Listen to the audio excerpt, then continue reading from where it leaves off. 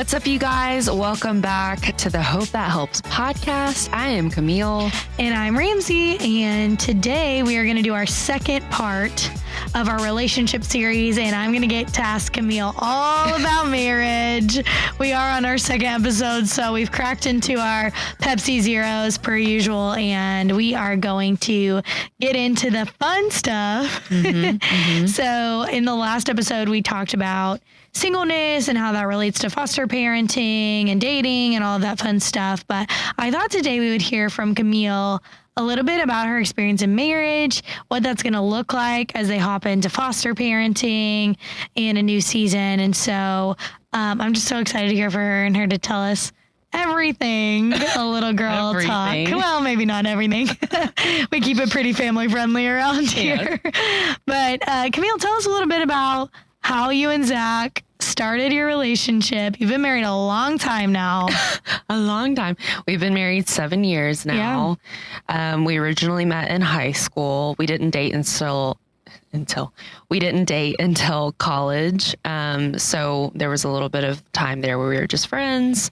Fun fact, 2 of my friends had a falling out over him in high school. The girls were fighting over Zach. Yeah. He must have been a hot commodity. He didn't even know about it until we started dating.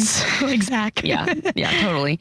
But yeah, we were just friends for a little bit, started dating in college. I did turn him down because he came in real hot. He was like, very obvious first.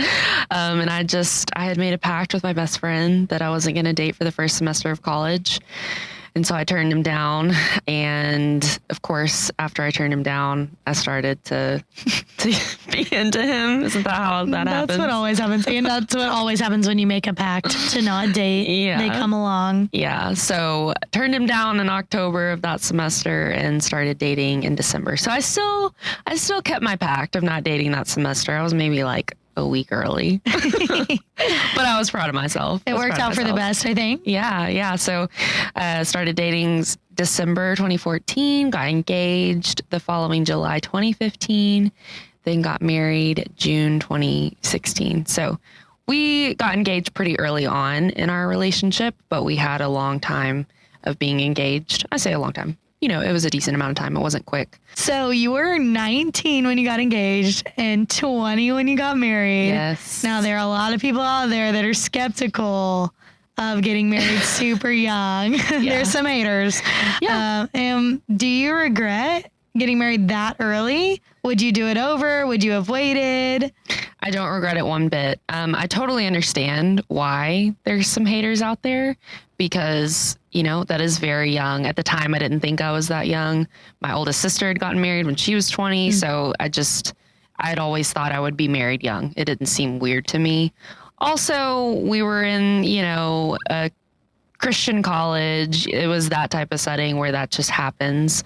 And so it's not really weird. It's like, that's what everyone's kind of doing. Right. So it wasn't weird at all. I don't regret it. I think that I felt confident in my decision. The people around me felt confident in our decision. And I think that was huge. Yeah. Had it been a situation where nobody was really supporting us, I think that we maybe would have had a little bit more of a struggle. But yeah, I think, there's pros and cons to being married young. You grow up together while you're growing together, which can be a great thing, but you also have to not be codependent in that way too. Yeah. Because you've been with each other for so long. So I wouldn't take it back for 1 second. I love that. I think a lot of people that have gotten married young and experienced hardships is because they are growing apart, or they feel like they're growing apart, or maybe they feel like the other person is changing a little bit. How did that affect your young Zach and Camille? I don't know. I feel like for us, that hasn't happened in the sense of I don't think we've changed that way. I know a lot of people do experience that. I've had friends that experience that. They got married and then they feel like they're 2 different people a couple years down the road. I totally get that. I think it's a lot of work to make sure you aren't growing apart. Zach and I have always just been best friends. And I think that That's cute. I know it sounds like cheesy, but we really have. I think that we like the same things and we try to bring each other in on what we like. And I know that's a very like more practical thing, but I don't know, just yeah, you enjoy each other. You like to be around each other, and hanging out with each other is like still fun to you. Yes, I think that that's really important when you're talking about not growing apart. And you have to catch yourself before that happens. So I think we've worked hard not to do that. We've worked hard to stay together in that way and grow together in that way, not grow apart. Yeah, I love that.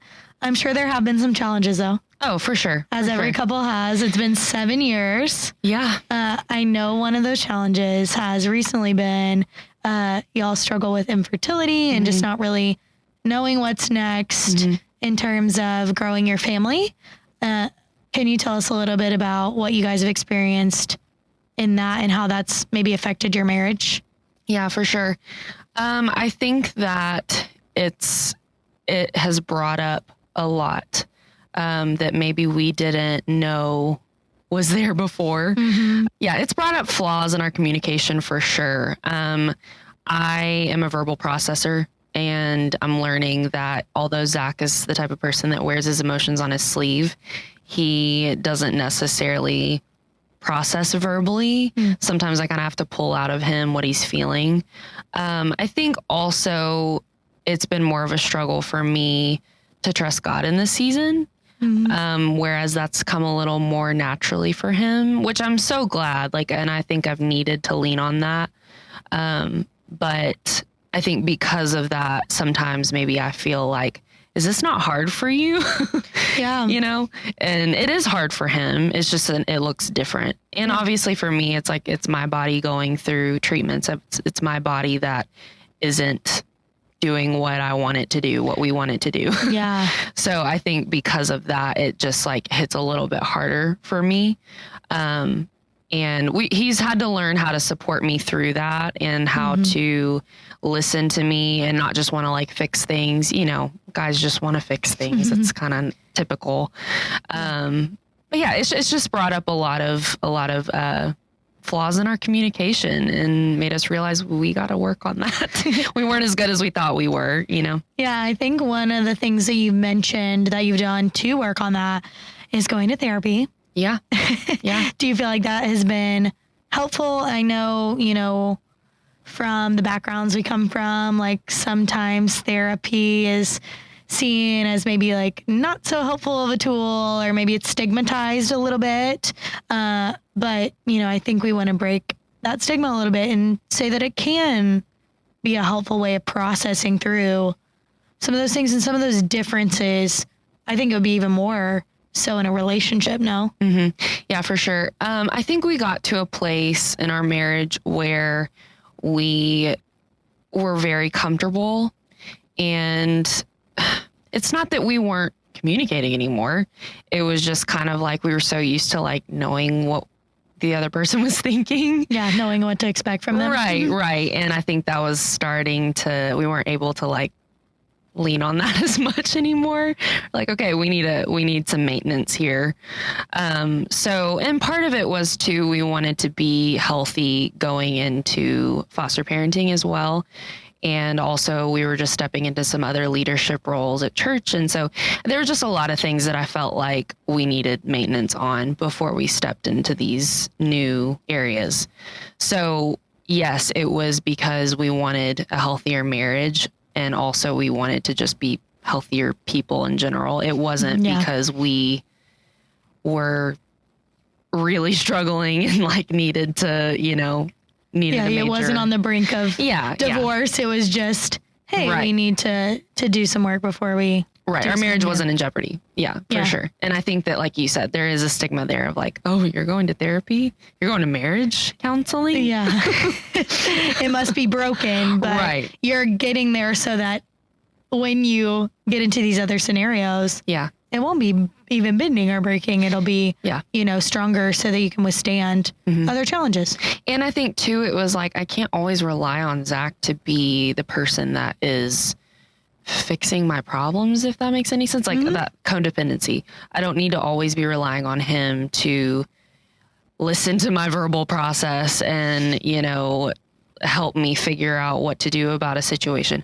And I don't say that in the sense of like, I need to stop relying on him in that way. It's just, I think I was relying on him too much, and I needed a different outlet. Yeah. And a different perspective. Yeah. Sometimes I feel like therapists or even talking to a friend or other trusted people, like can zoom out from our situation a little bit, where if it's just you and Zach all the time, it's like really zoomed in. Right. And maybe you can't see everything as clearly. So yeah, I totally understand that. Speaking of you going into new seasons and like you said, maybe adding some things in your relationship, you are choosing to kind of expand your family a little bit, maybe not in the way that you thought, but you guys are stepping into foster care as foster parents, just like me. Yeah. And I'm super excited for you guys, but what do you think that is going to look like on your marriage? Like, I know that you guys have a certain way of, communicating and even a certain way of dating each other, keeping your relationship alive and well. How's that going to look like when you add in kiddos to the equation? I think it'll be really interesting. I think that bringing kids into your family this way versus having a baby, biologically, I feel like maybe this way you're having to have conversations about how you're going to parent in a different way than you would if you're going to have a baby. I think with a baby, you're kind of like easing into it a little bit. To a degree, I think some of those parenting tactics that you might need. And I say that in the context of like, we're probably going to accept children that are a little bit older. We're not necessarily going to have a small baby.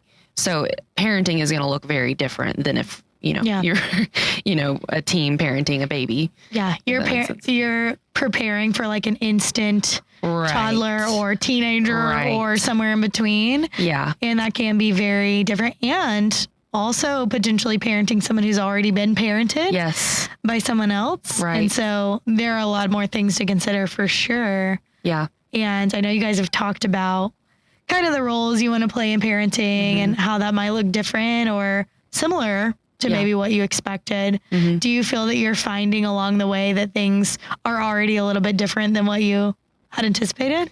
Yeah. It was funny. We were talking the other day about your kids were staying over at our house and like we had, there were some things that happened, they're kids, it was late at night, they were tired and we had to like kind of get on to them about some things. And afterward we had a conversation and Zach was like, I think we need to talk about this dynamic and maybe tweak these things. And it was a good conversation. It was just funny because obviously they're not our kids, but it is like, slowly we're having those conversations of like, okay, what is our dynamic going to be like when we're having to discipline in this way? Or, just what does that look like? And I think it's funny having those conversations right now. Yeah. Is it kind of fun though? Yeah. Like I know you guys are preparing your home and your hearts and your relationship. Is it fun to kind of just get to sit back and dream of like, okay, maybe in a month or two, we're going to be actually doing this in real life. Like, how are you both feeling about that? I know you can't speak maybe directly to Zach's feelings, but probably a little bit. Oh, for sure. I'm definitely in nesting mode. I'm like, I want to do all the things, which again, we're taking a pretty wide range of children. So we can't prepare really that much besides a bed, but I'm definitely in nesting mode. He's excited too. I think that because we're so passionate about kids in general, especially in this area. In that way, we're really excited to help kids out. I think also just to, play house. Yeah. That's funny.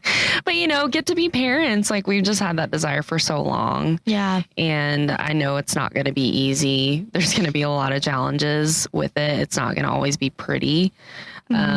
But we're definitely excited. And I'm really excited to see Zach become a dad because I think he's going to be so good. He's going to be so good. It's going to be sweet to watch. I know as your friend, I'm really excited to watch it. And, I think foster care too, like we don't want it to get lost that like you guys really have the heart to help that specific type of child as well.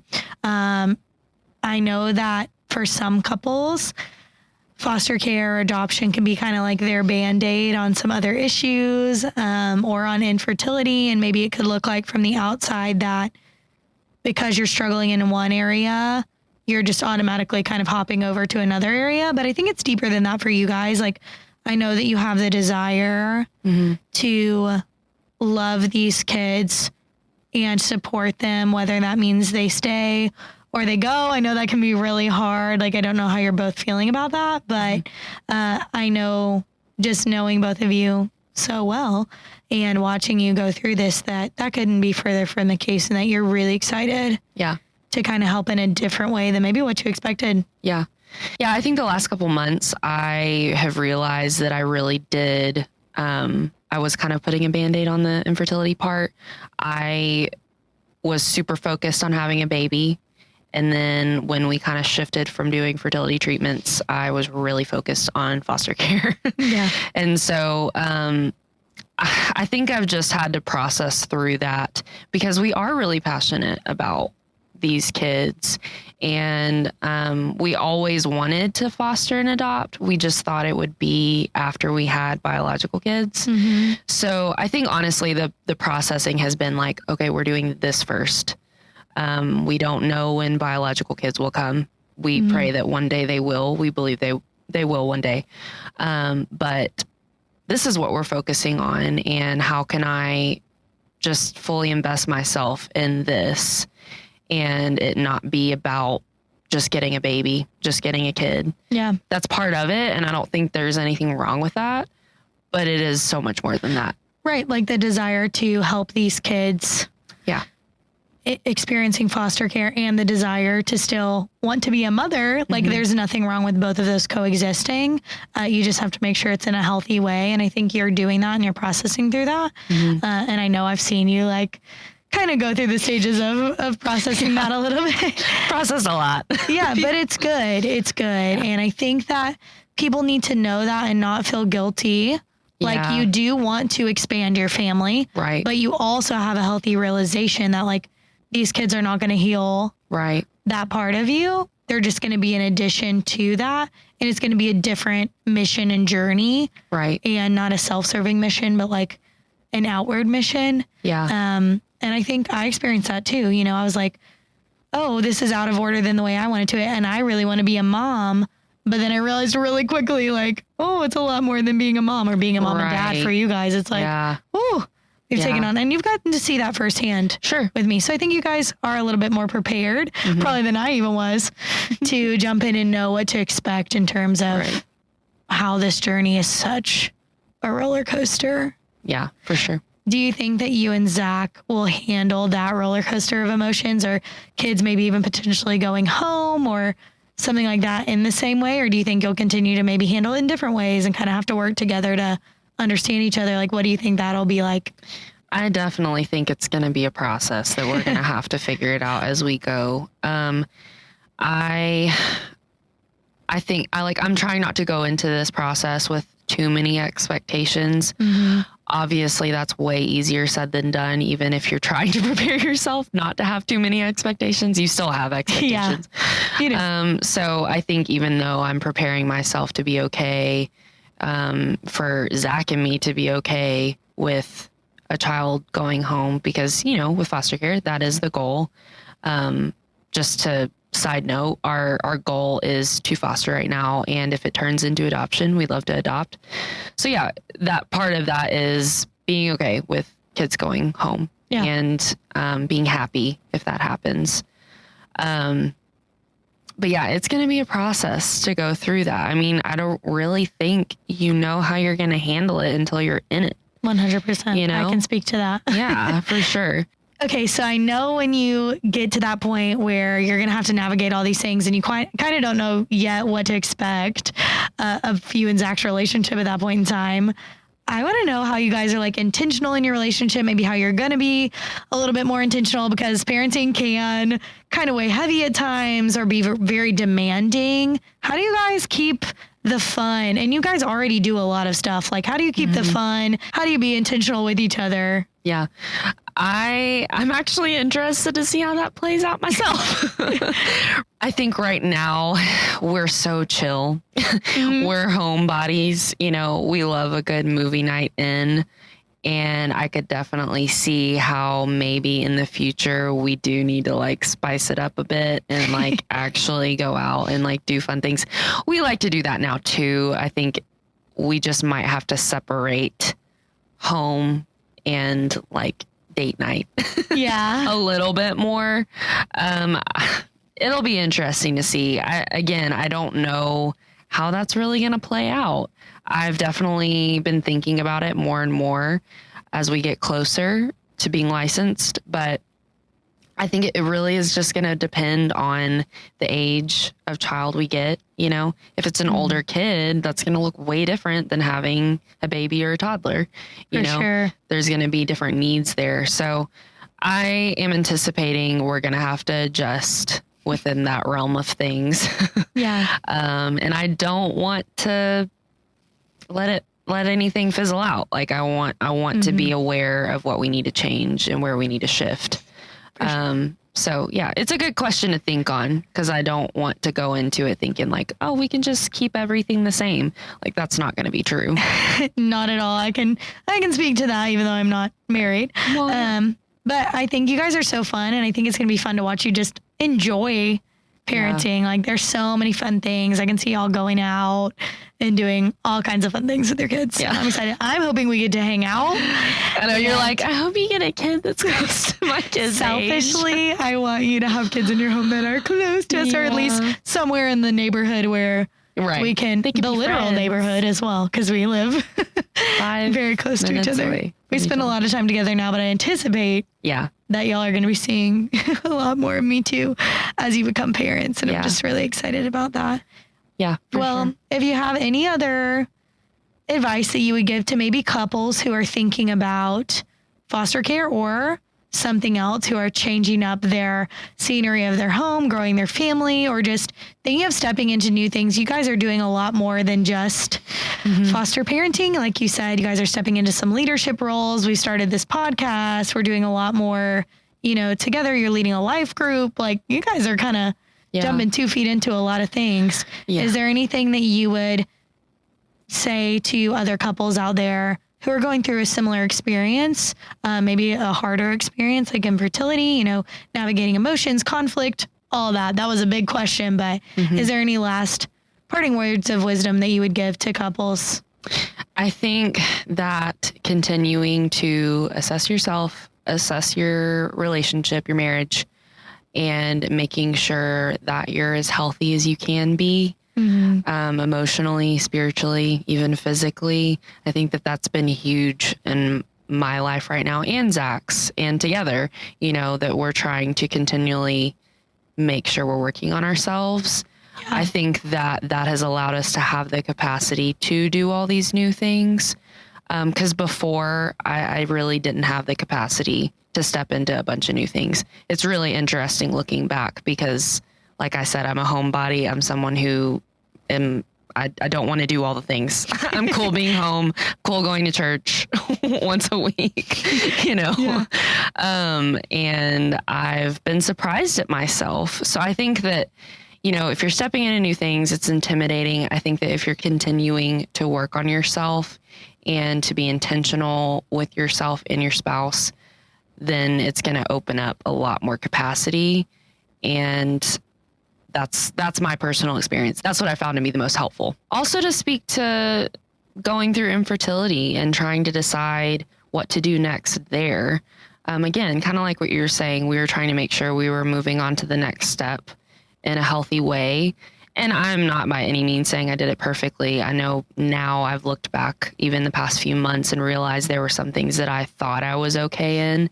And I think that's just going to happen. You know, you can't do anything 100% perfectly.